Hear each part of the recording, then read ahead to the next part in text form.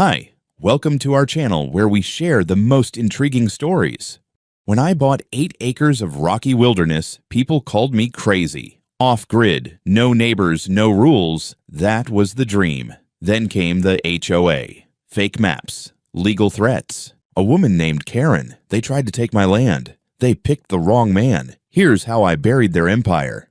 When I first bought the land, people thought I was crazy. 8 acres of undeveloped rocky terrain in the foothills of Larimer County, Colorado, with no water hookup, no sewer, no internet, and not a neighbor in sight, at least not for a mile or two. But that was exactly the point. After 2 decades working in Denver's corporate telecom jungle, surrounded by concrete, office politics, and forced potlucks, I was done with humanity in large doses. Give me silence, solar panels, and a well I drilled with my own 2 hands. I didn't want a cul-de-sac. I wanted control. I built the house myself, or most of it anyway. Hired a local crew to pour the foundation and frame it up, but everything else I touched personally. Passive solar design, insulated concrete forms, radiant heating, satellite internet, buried fiber optic line when Starlink proved too unreliable, and a rain catchment system for backup.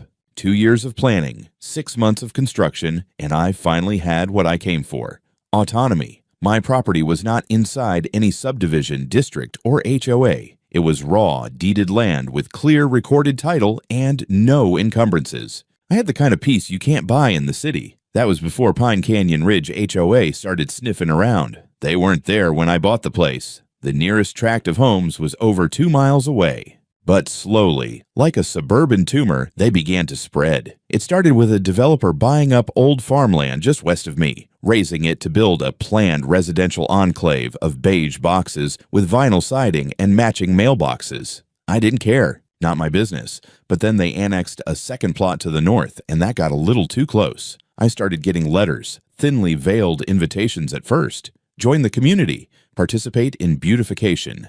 Improve property value. I tossed them. Then came stronger ones. Non-compliance with architectural norms may result in review. Review by who? I wondered, while flipping them off from my recliner. The letters stopped for a while, then changed tone entirely. They began to arrive certified, with HOA letterhead, and the signature of one Karen Nelson, president of the Pine Canyon Ridge Homeowners Association. If you've never heard of Karen, count yourself lucky. She's the kind of woman who'd cite bylaws during a wedding toast. Her reputation for aggressive policy enforcement was well known, even outside her precious community. She once fined a homeowner for using the wrong shade of white for Christmas lights. That level of psychotic control only flourishes where people let it. I didn't. When Karen first emailed me directly, she sounded cordial enough. She understood I might not be aware that my land was now adjacent to a planned HOA boundary and that future connectivity may require cooperative integration. I responded with a very polite 2-sentence email. My property is not, has never been, and will never be part of Pine Canyon Ridge. Any attempt to assert authority over it will be met with legal response. She replied with a PDF attachment titled HOA Expansion Roadmap 2025, where, I shit you not, my land was labeled as Future Civic Integration Zone. I sent it to my attorney with a laughing emoji. He wasn't laughing. She's laying groundwork, he said. It's soft pressure now, but she's going to escalate. Get ahead of it. I beefed up the perimeter, steel fencing, motion sensors, and a new camera system that logged every vehicle within 100 feet. I posted signs at the entrance. Private property, no access without written consent. I even installed a custom-built steel gate across the one gravel road leading into my land, heavy enough to stop a truck, rigged with a keypad and remote lock. I thought maybe that would be the end of it. It wasn't. Exactly 3 weeks after I ignored Karen's last email, I received a thick, cream-colored envelope in my mailbox, hand-delivered, not mailed. The Pine Canyon Ridge HOA logo was embossed on the flap. Inside was a printed letter on official-looking stationery. The tone was legalistic, smug, and deeply idiotic. Dear neighbor, it began. Due to the scheduled expansion of Pine Canyon Ridge effective tomorrow, your parcel will be officially considered part of the HOA jurisdictional zone. Your property is now within the scope of our protected access region, and in accordance with updated community standards, we are requiring the immediate removal of all access restrictions, gates, locks, and signage, and the granting of access to the internal gravel roadway and the western border path for HOA inspection and future development planning. It concluded with a threat. Failure to comply may result in administrative fines, asset seizure, and the removal of unauthorized barriers. I read it twice, then laughed so hard I nearly choked on my coffee. It was pure delusion wrapped in legal cosplay. They didn't have the authority to annex my land, and certainly not without my consent or a zoning vote, which hadn't happened, or so I thought, but the last line stayed with me. Asset seizure. That wasn't some bored HOA drone typing up fantasy rules. That was someone who thought they had power. Karen had decided to go full authoritarian, and that meant it was time for me to stop laughing and start preparing. I didn't respond to the letter, not because I didn't know what to say, but because responding would have implied it deserved one. Instead, I treated it the way you treat a rattlesnake on your porch. You don't argue with it. You quietly make sure it can't bite you. That same evening, I switched my property into what I half-jokingly called storm mode. All perimeter cameras were updated with new encryption keys and cloud backups routed through a secondary server. Motion sensors were recalibrated to trigger earlier, further out from the fence line. The gate keypad codes were wiped and replaced with rotating access logic, something I'd originally designed for telecom relay stations, not suburban wars. I added 2 more warning signs near the western tree line where the terrain dipped and access was easier if someone felt creative. The signs weren't dramatic, just factual. Private land, no access, violators prosecuted. I'd learned a long time ago that calm language scared people more than threats. The next morning, I drove straight to the Larimer County Recorder's office. I didn't call ahead. I didn't send my lawyer. I wanted to hear it from the source, face to face, fluorescent lights and all. I handed over my parcel number and asked a simple question. Had there been any zoning changes, annexations, or HOA inclusions affecting my land? The clerk, a woman who looked like she'd survived 3 decades of property disputes and hated all of them equally, typed for a while, frowned at her screen, then shook her head. No changes. Your parcel's still unincorporated. No HOA. No overlays.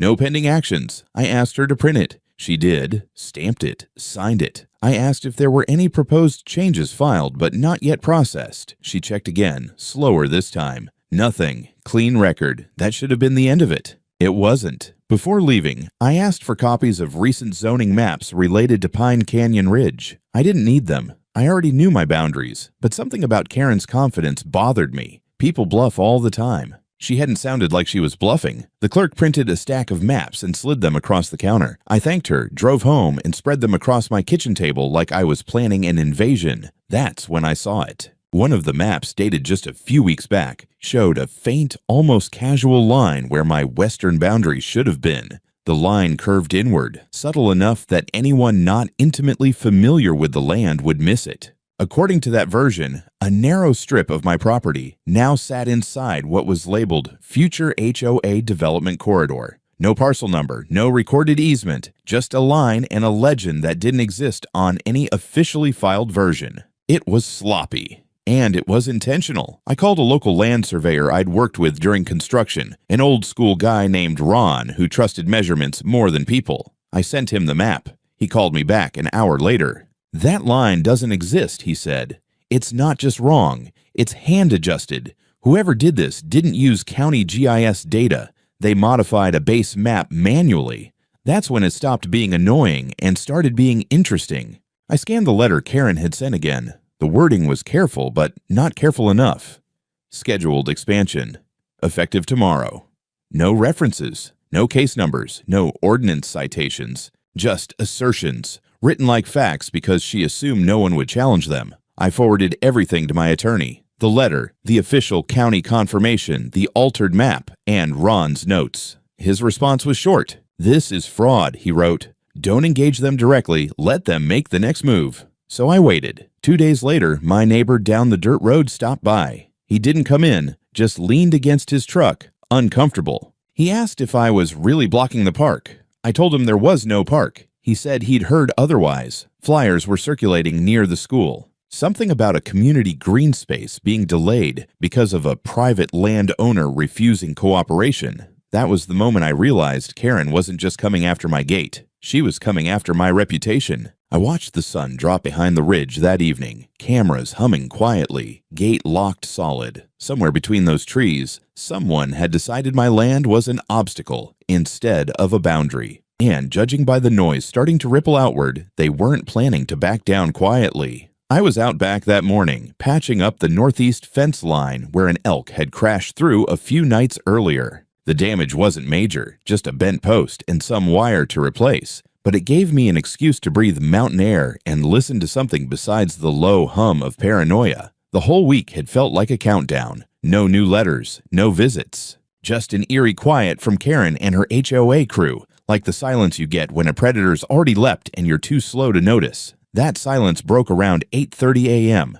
I was halfway through hammering a brace into the new post when the camera notification pinged my phone. Motion detected at the front gate. I checked the live feed. There she was, Karen Nelson, flanked by two men in high-vis vests, standing 10 feet from my steel gate with a goddamn tripod and what looked like a rented piece of surveying equipment. One of the men was jotting notes on a clipboard. The other scanned the treetops like my 8 acres of scrub oak were concealing enemy snipers. I didn't go out there. I didn't have to. I tapped into the speaker system wired to the gate's motion sensor. My voice came through clean and even. This is private land. You are not authorized to enter. Under Colorado Revised Statute 18-9-110, your presence constitutes first-degree trespass. You are being recorded. Karen didn't flinch. She turned toward the camera, lips pressed tight, arms folded like she was about to give a TED Talk on hostile takeovers. One of the men muttered something and adjusted the tripod. Then she spoke,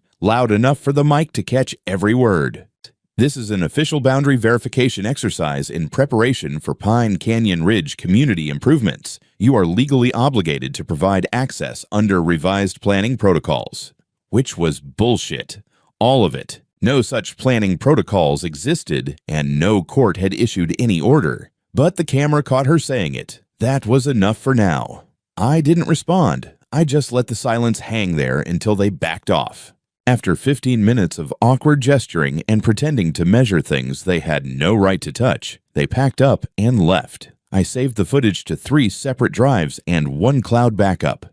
I thought maybe that was their version of a scare tactic, a little intimidation theater. I was wrong. Later that afternoon, I reviewed the rest of the perimeter camera footage. I almost didn't check the western line. It was the most difficult part of my property to reach. Dense underbrush, no clear footpath, and a steep grade that turned to mud after even light rain. But something felt off. At exactly 10:17 a.m., the treeline motion sensor triggered. I fast-forwarded to the feed, and there she was again. Karen. Alone this time. Not at the gate, not on the road, but inside my property. She'd come in from the ridge side, on foot, carrying a tablet and a measuring tape, looking every bit the land thief LARPing as a city planner. She stepped a full 20 yards past the property line, planted a small orange flag into the dirt, and pulled out her phone. Then she looked straight into the nearby pine tree where I'd hidden one of the smaller trail cams. She smiled. I could feel my jaw tightening as I paused the frame. There was no question. She knew she was on private land. She wanted me to know she knew.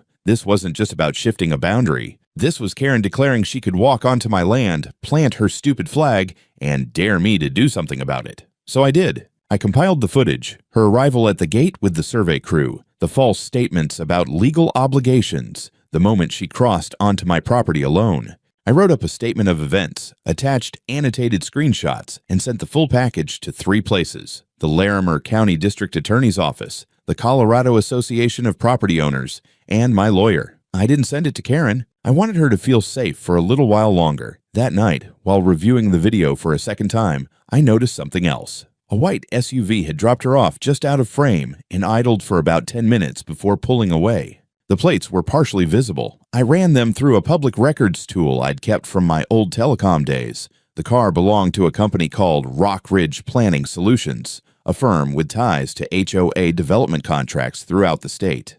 This wasn't a rogue neighbor making trouble. This was a coordinated move, and it wasn't going to stop unless I made it. You don't pick a fight with someone like Karen Nelson by shouting louder. That's her battlefield. Noise, posturing, fake confidence layered over fake legalese. No, you fight her with silence, with paper, with methodical escalation. You document, you wait, and when she overreaches, you hand her the shovel and let her dig. I spent the next day compiling everything: timestamps, satellite overlays, property line coordinates, the revised county zoning map versus the fake one Karen used, full resolution video stills, and Ron's technical notes about the manual boundary. Tampering. I packaged it like a war dossier. 2 USB drives, a printed summary, and a notarized affidavit outlining the sequence of events. I dropped one copy off at my attorney's office and mailed the other directly to the Larimer County District Attorney. Not email. Hard copy, signature required. You don't let evidence like that float around in some bureaucrat's inbox. But that wasn't the only move I made.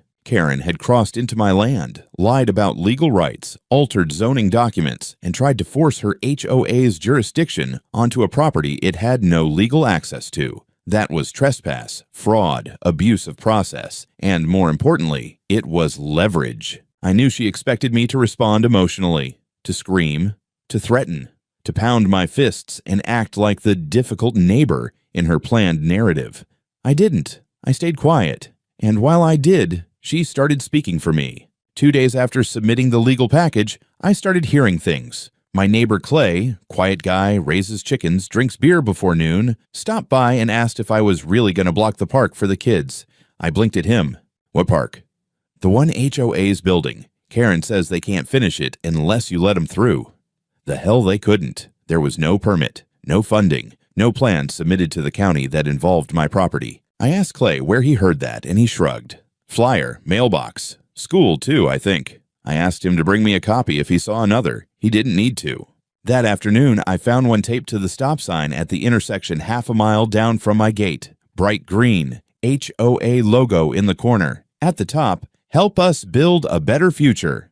The rest was more aggressive. Due to resistance from a private landowner blocking safe trail access, our new public park for the Pine Canyon Ridge community has been delayed. This park will offer safe, eco-friendly recreation space for local families. You can help by contacting your county planning board and asking for cooperation enforcement. Below that was a stock photo of laughing children and a QR code linking to a site titled Open Access Now. It was slick, professionally designed, and entirely fictional. There was no park plan, no trail, no permits, and certainly no cooperation enforcement mechanism. The site was a propaganda machine. It even had a fake comment section with glowing praise from concerned residents, likely AI-generated nonsense with usernames like Mountain Mom and Justice Pine. It was a classic move. Flip the script, paint yourself as the community advocate, frame your opponent as the selfish outlier. Unfortunately for her, I'd worked in communications for over 20 years. I knew propaganda when I saw it, and I knew how to kill it. That night, I launched a site of my own.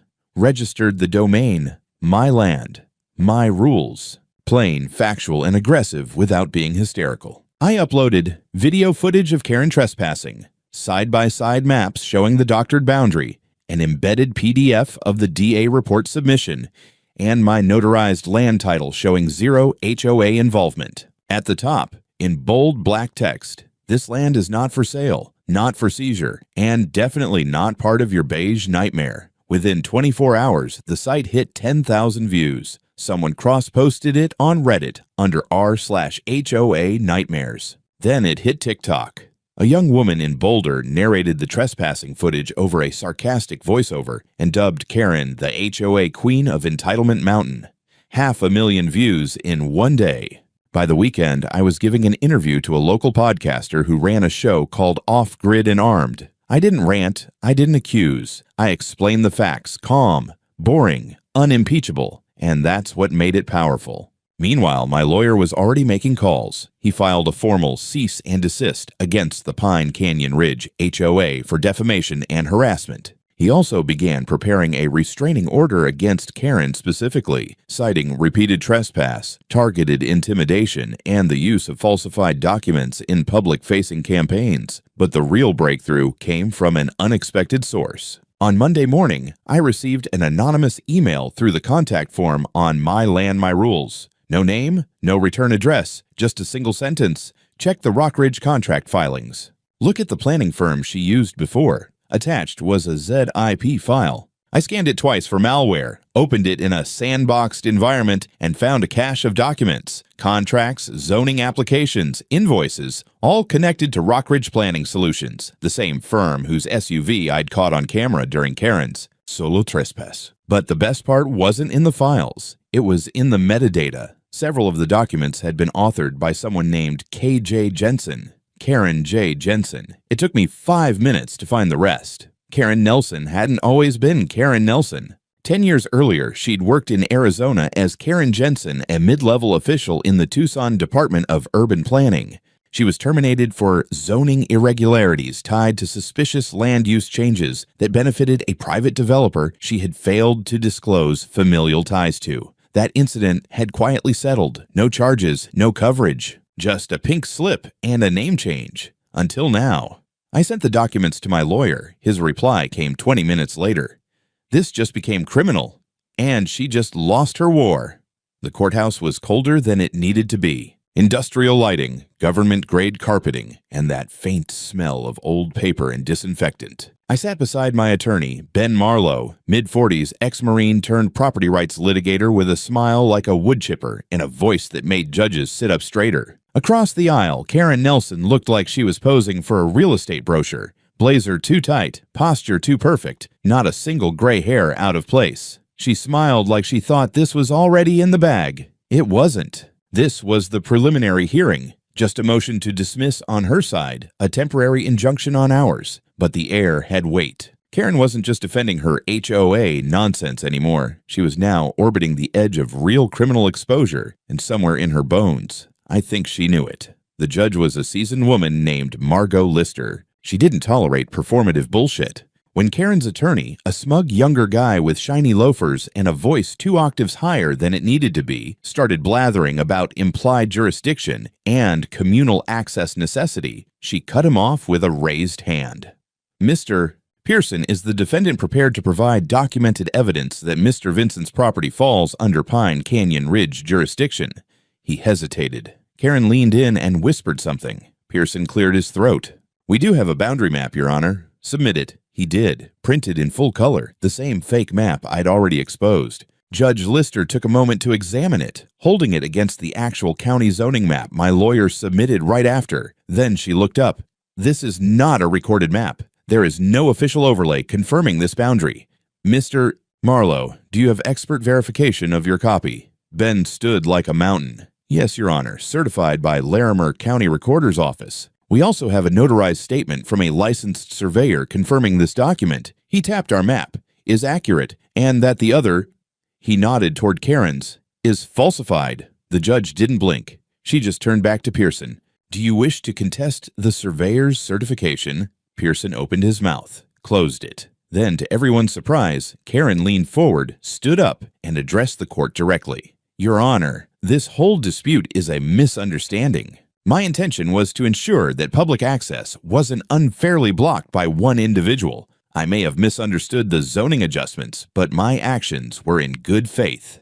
Ben didn't wait for the judge. Your Honor, may I remind the court that Mrs. Nelson personally entered my client's private property without consent, staked a false boundary marker, and made recorded verbal claims to legal authority she did not possess. This was not a misunderstanding. This was willful trespass paired with document falsification. Judge Lister's eyes narrowed slightly. Mrs. Nelson, did you knowingly enter Mr. Vincent's land? Karen hesitated for the first time. I believed it to be within the HOA's boundary, based on information provided by our planning consultant. Ben took that opportunity like a lion seeing an open throat. And, Your Honor, we have reason to believe that the so-called planning consultant, Rockridge Planning Solutions, has a prior working relationship with Mrs. Nelson from out of state. Furthermore, documentation suggests that she has previously operated under a different legal name and was terminated from a public zoning position in Arizona under suspicion of similar misconduct. That silenced the room. The judge leaned back. Is that documented, Mr. Marlowe? It is. We have notarized proof and matching authoring signatures from Ms. Nelson, formerly Karen Jensen. Pearson jumped in then, visibly rattled. Objection, Your Honor. This is character assassination.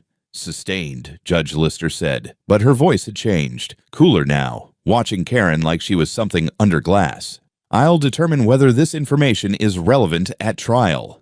For now, we stay focused on the matter at hand." The ruling that day was small but significant. Karen's motion to dismiss was denied. Our injunction was granted. She and her HOA were barred from making any further claims about my property, physically entering it, or disseminating any materials referencing it as part of their jurisdiction. Violations would carry fines and potential contempt charges. We walked out of that courtroom with no chest thumping or high fives, just the calm satisfaction of knowing the house of cards was tilting. But things weren't done. Not even close. 2 nights later, I got a knock at my door. I almost didn't answer it. I don't like unannounced visitors, especially after sunset, but the knock came soft, hesitant, not HOA style. I opened the door to find a young guy in a windbreaker, early 30s maybe, holding a manila envelope like it was ticking.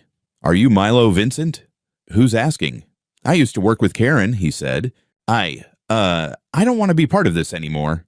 He handed me the envelope and walked off before I could ask his name. Inside were copies of internal HOA emails. Dozens. One thread, dated 4 months earlier, from Karen to Rockridge Planning, read, "We need that corridor line adjusted. Doesn't have to be perfect, just enough to make him look obstructive. He's the last domino." Another email, this time to the HOA board. "If we can push this through, I'll have the planning seat in 2 years. He's off-grid. He doesn't vote. He's expendable." That was the real Karen Nelson. Not the neighborhood organizer, the chess player, the one who didn't just want my land. She wanted leverage. She was building a kingdom, and I was an inconvenient castle in the middle of her empire. And now I had proof. They always look stronger from the outside. HOAs, governments, corporations, any institution that wraps itself in bureaucracy. But it only takes one crack, one leak. And when the dam breaks, it doesn't trickle. It roars. The leaked emails were more than incriminating. They were an open confession of intent. Karen had not only ordered the falsification of a property line, she'd done it to secure political leverage. She planned to use my land dispute to rally her community, pressure the zoning board, and eventually launch herself into a seat on the county planning commission. It wasn't just fraud, it was strategy. A long con built on the assumption that no one would dare push back. Until now. My attorney forwarded the entire packet to the district attorney, along with a formal request to expand the investigation into conspiracy to defraud. By then, the DA's office already had their own copy. Someone inside the HOA had beat us to the punch. Turns out the guy who dropped the envelope on my doorstep wasn't the only board member who wanted off Karen's sinking ship. 2 more whistleblowers stepped forward by the end of the week. They confirmed that the HOA board had voted, informally, off the books to support Karen's plan, knowing full well the map was doctored. One of them turned over a voice memo from a board meeting held in Karen's living room. "If we get the access corridor approved, we can spin it as a green initiative. The county loves that crap. Milo Vincent doesn't even use the land. It's just scrub and rocks. If we make him look like the villain, people won't care what we did to get it." The investigation hit local news first. Then it went statewide. KR9 Colorado ran the headline, "HOA accused of land grab scheme. Homeowner fights back with evidence." I was interviewed on the evening segment. Once again, calm, clean, no anger. I laid out the facts. I made no threats. I didn't need to.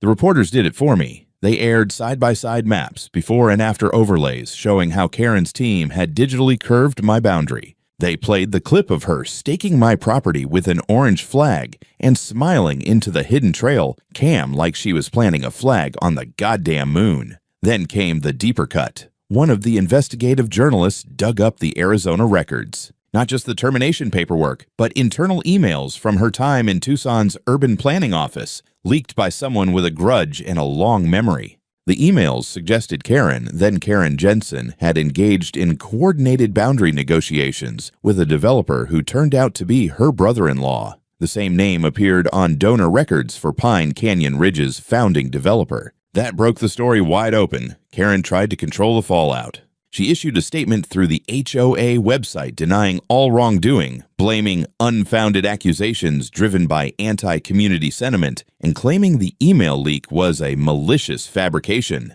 No one bought it, not even her own board. The next day, 3 board members resigned. The HOA's legal counsel stepped down due to ethical conflicts. Their insurance carrier suspended coverage, citing active investigation risk. And then, finally, the state got involved.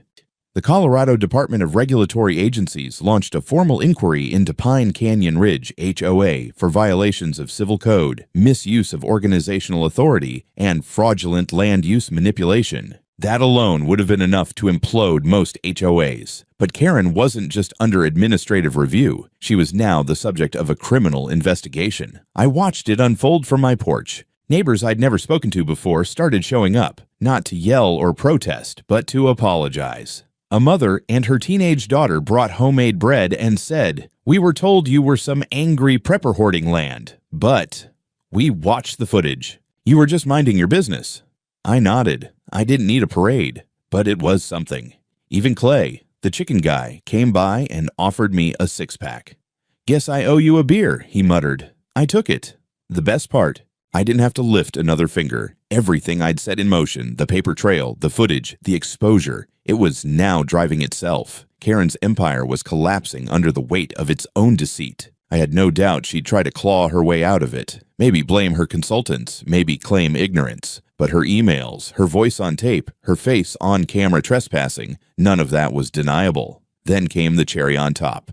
The state audit of Pine Canyon Ridge's financials revealed something no one had expected. 2 prior land disputes, quiet ones, had ended with small buyouts and NDA agreements. One involved a retired couple who'd sold their 5-acre property for half its value after HOA pressure. Another was a disabled vet who'd moved out abruptly after receiving citations for incompatible landscaping. In both cases, the HOA had filed boundary adjustments suspiciously similar to mine. Karen hadn't just made a mistake with me, she'd made a habit. The press dubbed it a pattern of organized territorial fraud. The governor's office issued a statement condemning predatory overreach by unregulated homeowners associations and promised legislative review. And somewhere in that mess of headlines and resignations and subpoenas, I stood still. Same boots, same land, same gate. The one they said would have to come down by morning. It was still standing, and now it was stronger than ever. By the time the grand jury was convened, I'd stopped keeping track of how many government acronyms had visited my property. Dora, the DA's office, even a rep from the state attorney general's fraud division, all of them had either called, emailed, or sent someone in a gray sedan with a clipboard and a vague badge to ask questions, photograph boundaries, or verify records. I gave them coffee and full access. I had nothing to hide. Karen, on the other hand, was running out of places to hide. The charges started stacking like bricks. First came the obvious ones: first-degree trespass, document falsification, attempted fraud in zoning declarations. Then it got nastier: conspiracy to commit fraud, abuse of regulatory authority, and, most damning, racketeering under state-level RICO statutes, because now it wasn't just about my land. The 2 other homeowners who'd been squeezed into silence came forward, emboldened by the chaos. Both had been coerced, threatened with baseless fines, and ultimately signed over property adjustments they didn't understand under pressure. They wanted those agreements voided. Their lawyers moved fast. Mine did too. Ben Marlowe filed a civil suit for damages seeking compensation for trespass, legal harassment, defamation, and attempted property theft. The total claim? $210,000. Not inflated, just documented losses, legal fees, and compensation for the 3 months of siege. Karen responded by requesting the court dismiss the suit, claiming the HOA had acted in good faith and that she was being singled out due to personal vendetta. The judge didn't even blink before denying her motion. Then came her own criminal arraignment. The courtroom was packed, cameras at the back, reporters scribbling with the same bloodlust they once reserved for local election scandals. Karen showed up with her attorney and a forced smile, like this was just another tedious formality. But when the prosecutor read the charges aloud, 6 counts, including attempted fraudulent seizure of private land, her expression cracked for the first time. The court denied bail modification. She wasn't going home that day. Meanwhile, the HOA board tried to spin it. A press release went up on their website claiming they had been misled by internal leadership and were committed to rebuilding trust with the community. But no one cared. Their membership was down by almost 50%. Several residents had filed motions to terminate the HOA entirely. Others were petitioning the county to dissolve the subdivision's charter. It was chaos wrapped in khaki suburban misery. Ben and I weren't celebrating. Not yet. We still had court. At the first hearing for the civil suit, Ben walked the court through the entire timeline. He presented the trespass footage, the fake zoning map versus the real one, the email chains ordering the boundary manipulation, the voice memo from the secret HOA board meeting, the contract metadata linking Karen to Rockridge Planning Solutions, and finally, the leaked documents from Tucson showing Karen's previous misconduct. Her attorney didn't even try to deny most of it. Instead, they leaned hard on procedural language, errors in judgment, lack of regulatory clarity, community miscommunication. Ben cut through it with surgical calm. This wasn't miscommunication. This was organized coercion using HOA authority as a weapon. My client was not a member of this association, yet was targeted with manufactured documents, public defamation, and direct property invasion. The judge nodded slowly. He looked tired. He also looked furious. Then came the most satisfying moment of the day. The judge turned to Karen and said, "This court finds the evidence overwhelmingly supports Mr. Vincent's claims. The defendant not only trespassed, but led a calculated effort to mislead public entities, falsify legal boundaries, and coerce community pressure in pursuit of personal gain. Damages are awarded in full." That was it. $210,000 awarded to me, paid jointly by Karen and the HOA's remaining board. Outside the courthouse, someone from a local news affiliate tried to shove a mic in my face. "Do you feel vindicated?" I just smiled and said, "I feel like I'm going home. That's enough." But it wasn't over, because 2 days later, Karen was officially indicted. The DA's office filed their final charges. 7 years maximum sentence recommended. The RICO angle had stuck, mostly because of the cross-state history and financial gain motive. The community began unraveling after that. The HOA couldn't pay its debts. Their insurance had pulled coverage. 3 of their board members lawyered up and quietly disappeared from public view. The HOA's bank account was frozen pending a forensic audit. Residents began filing to remove deed restrictions one by one, and the county launched a review of HOA registration policies statewide. The system that tried to absorb my land, it was being dismantled piece by piece by the very institutions it had tried to manipulate. And all I'd done was hold the line. It rained the morning the demolition crew arrived. Nothing dramatic, just a slow, steady drizzle that turned the gravel road to soft mud and left streaks across the sides of the trucks. I stood at the edge of my driveway, coffee in hand, watching them tear down the old HOA signage at the intersection a half-mile south of my gate. The bold blue letters, "Welcome to Pine Canyon Ridge, a protected community," were the first to go. Behind the trucks followed a county vehicle. Not code enforcement this time, but a land assessor come to document the removal of jurisdictional designations. The HOA was being dissolved. Not just suspended, not restructured, dissolved entirely under community vote and administrative action. What was once a sprawling suburban experiment had collapsed into its own mess of fraud, legal overreach, and public disgust. The homeowners had won their own form of freedom, though not all of them knew what to do with it. Some houses were up for sale. Others put up new fences. One neighbor, bless his heart, immediately repainted his house a violent neon green just because he could. Clay the chicken guy. He stopped by with another six-pack and said he was thinking of planting pot now that there's no HOA to tell him not to. I told him to check state law first. He said, "That's your job, smart guy." But none of it touched my land.